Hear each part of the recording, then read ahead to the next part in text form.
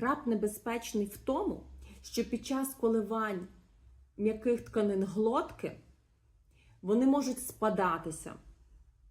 І це називається зупинка дихання під час сну.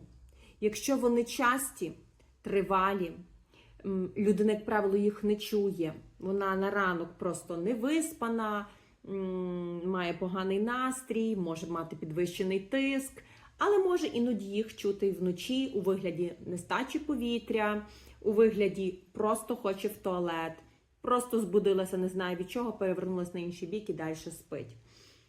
Але небезпека в тому, що коли є часті тривалі зупинки дихання під час сну, це збільшує ризик серцево-судинних подій, інсульту, інфаркту, а вони на першому місці смертності у нашій країні. Підвищує ризик цукрового діабету та онкології. Мене звати Ірина Підчеха, я є сомнолог, лікар-терапевт. Заходьте в мій блог, тут багато цікавого про сон та інше базове здоров'я.